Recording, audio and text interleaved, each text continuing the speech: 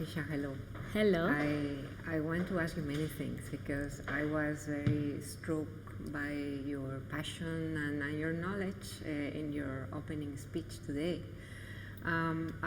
If I have one thing in my mind from your speech, it's something that will lead me to a question. So let me explain to you.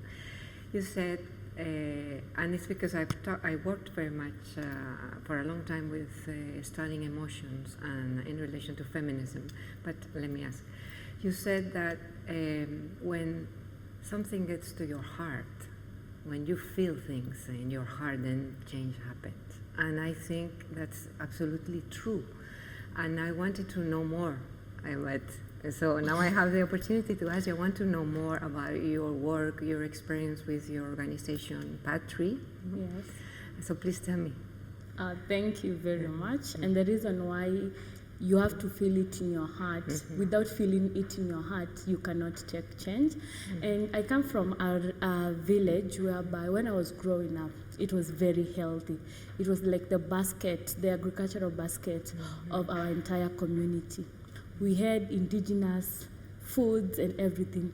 But I was young enough to understand that clearing bushes, cutting trees was something which was bad, because my family participated in cutting down trees, and we were expanding to have a lot of agricultural farm. But for the 20 years I've lived on that land, every day I see a transformation. Today, my community cannot eat arrowroot, and they used to do well. So I've watched things transform. From the land that we really took pride in, it's now like vast. If you go to my community right now, you will, and you had a chance of visiting it like 20 years ago, you will get astonished of how things have really changed. And in 2019, I happened to visit the northern part of Kenya. It's called Turkana. Even if when you Google it now, you'll find it's one of the driest and most hit by drought. This is now their 4th year since rains have failed.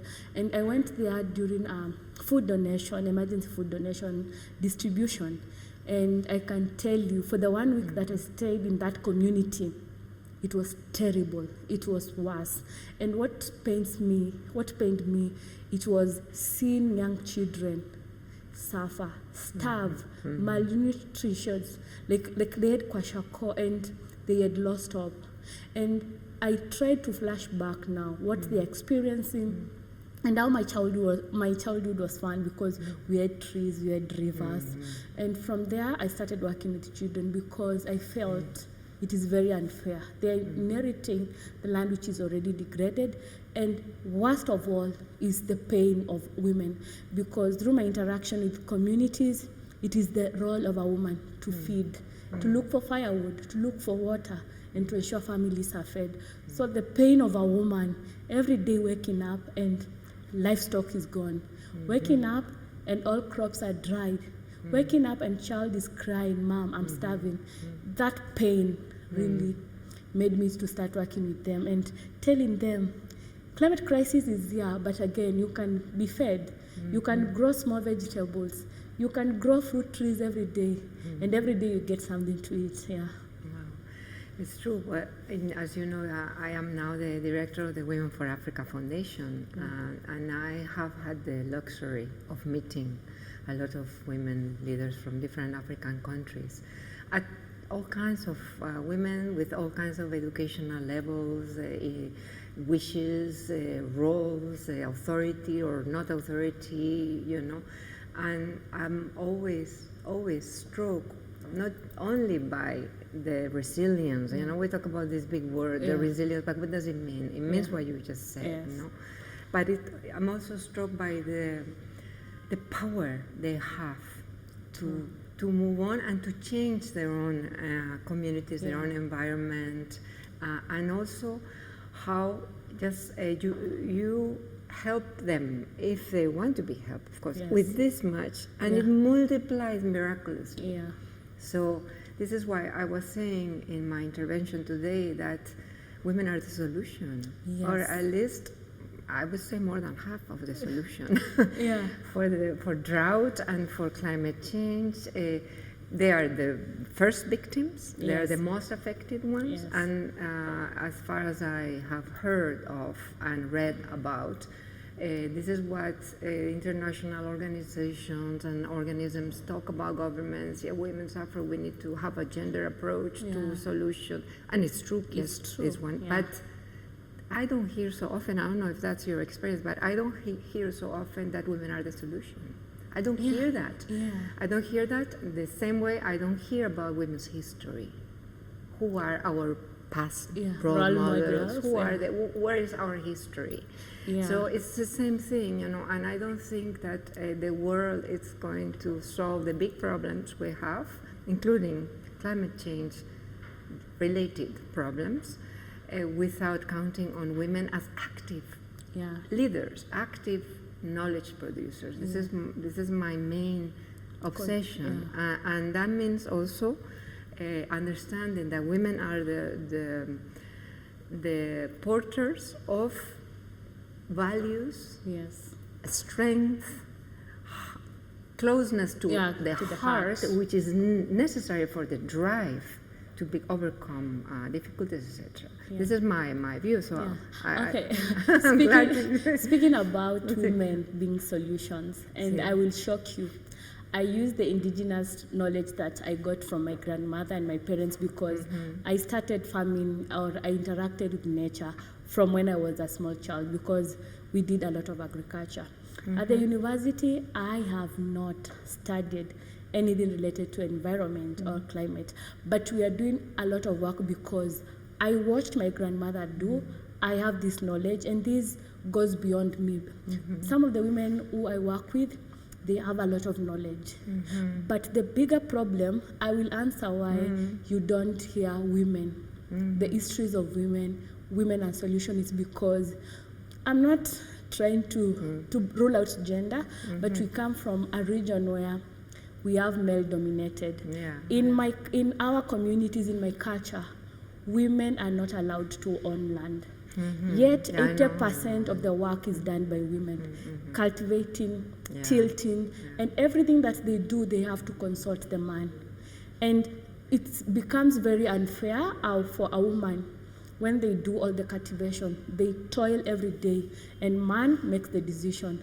The man will sell, and that's why you find a lot of women are losing hope, because Yeah. they have the ideas, they have the knowledge, they have the skills, but they have to consult. Every time they want to implement a new idea, they have to consult with men. And this was very rampant in my community. Like, we used to grow trees, like the acacia and elotica. And when they get to maturity, the man says, this is my farm. We will cut it for either for charcoal burning. And then after talking with women, and I found they are losing up, we said, we are going to change the narrative. We are going to train these men that we have a say. And now we shifted from growing the normal trees. Now we started growing fruit trees, because it is very hard for a man to go and cut an avocado tree, because they are getting direct benefit. So currently in my community with women, we are doing a lot of fruit trees, because we want to elevate their skills. We want to show them that you also have a say. And also we are training to give them like spaces whereby they can, they can explore restoration, giving them small pieces of land. And because women are not allowed to exercise, actually we are training them on using readily available materials, like broken baskets, broken basins, bathtubs, broken sufurias, to grow their vegetables. Because at the end of the day, the land belongs to the man, but at the end of the day, it's the role of woman to feed. So we are training to bring them, and actually to sharpen their skills and to make them bold, to sit down and tell their partners, this is right, this is wrong. We need to integrate, to come to the at center stage. Yes, you own the land, it is your land legally, but allow me as a woman to exercise the freedom, to grow what I want, to do whatever I feel it's good. And we've seen a lot of change, but we need that to go widespread, not only in my community, but also for the people in different regions, for women to feel comfortable, and for them to feel, I am not tilting on a borrowed land. Because every time you tell a woman, we should plant these trees. They say, for what? He's They gonna come and cut it. Yeah, they feel they are working on a borrowed time, and that really breaks my heart. Yeah. Well, this is why in our trajectory and my own trajectory professionally, we have a very clear determination, which is to work towards helping women to get together. Yes. And helping women to come up with a solution. Yes. They know many times, like you said, they have the knowledge, they have the Yeah. solutions, but they get hopeless. Yeah. They get hopeless because life is really hard for them, because there are no laws to protect them. For Yeah. instance, towards the rights to Yeah, own to own the land. land they cultivate. For instance, just one, or because of other endemic problems that women suffer around the world tremendously from. So in our experience, it is absolutely essential in every project we promote, in any action we take. There's always a component that is the core of our actions, which is to help them get together. In fact, we are now even trying to promote meetings, encounters virtually, or from so that, for instance, last summer we had a Zoom meeting, a virtual meeting between women from rural areas in Mozambique and women from rural areas in Kenya. But I was telling you about these projects in the border of Tanzania. Yeah. It was so wonderful. It was so empowering for them. It was so empowering for the women in Mozambique. We are starting to work with them, the women who live in very isolated areas, to see how women in Kenya, who spoke a different language, but they were also women from rural areas who are very close to the land, how empowered they were, because they have been having support for their own potential to flourish, for 10 years now. In Mozambique, we're starting now. It's the second year now we work with them. And it was so powerful and so empowering for them to see each other, to show each other that when they come together, they can achieve many things, they can do many things. So our role from the Western point of view, our role is to promote those spaces, to channel what comes up naturally when they have the support, and to try to maximize it by promoting international organizations to listen to them, to know about them, to hear them, etc., Yeah, and what really inspires me is now organizations are now starting to appreciate the role of women, and even in convention you've now start seeing a lot of rural women being brought. But what I would like to urge, and what really is of importance, is when we have the conferences of parties and we have negotiators, and it really pains me when you find a negotiator who is not a farmer, who does not understand how food is produced. Someone who just believes food comes from Uber Eats or the online apps, negotiating and say finance adaptation, and with these big words they have learned finance about. Adaptation, women, and land replacement, and restoration of the land. And I feel if real farmers, people in the grassroots, are given the chance to go and negotiate for themselves, because they understand what adaptation they know is. better. They understand adaptation. They understand the amount of finance they need to do restoration. They understand the pain of climate crisis, because I'm telling you, half of the negotiators who go to negotiate, they have never come close to climate crisis.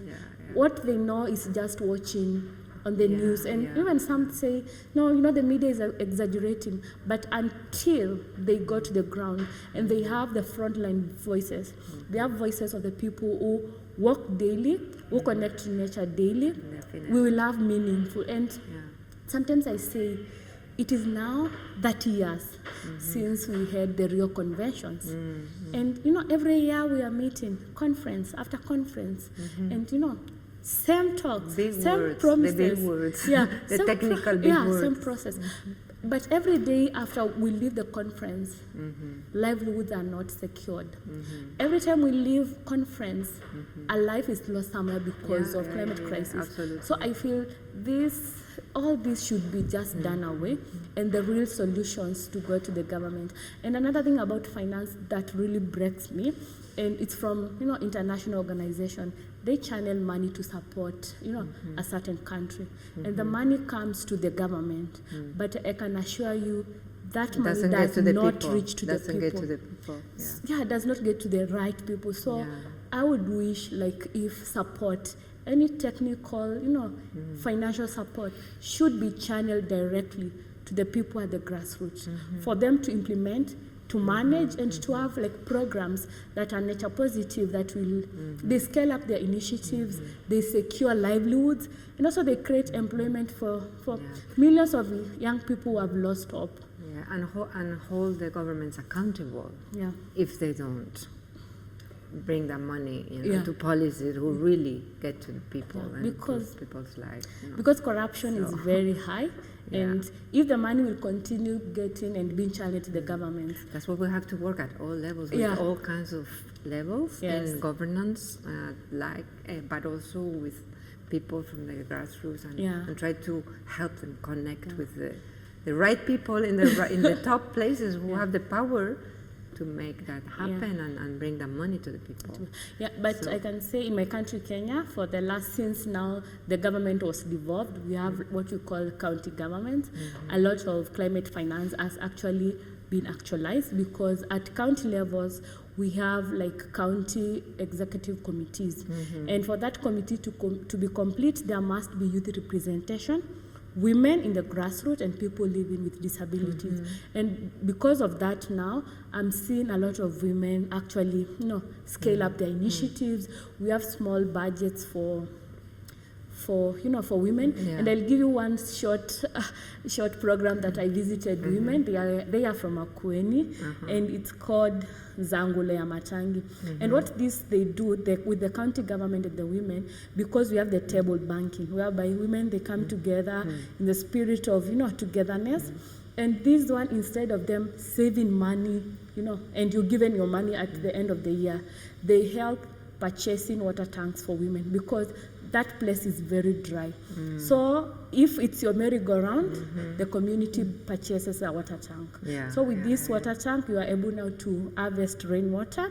And when it's very dry, you find how communities are doing. And if that model, not necessarily about buying water tanks, but projects that are empowering communities can be implemented in all countries, actually we will be working closer to, improving livelihoods and ending climate crisis, and also giving women the voice, because when a woman is so sure that even in the dry season they will have clean and drinking water, they feel motivated. Absolutely. And it's all about dignity. Oh yeah. It paints a woman waking up and the child is starving. It paints a woman, because I've worked with communities, it paints a woman having to look at a starving child crying, and there's nothing they can do.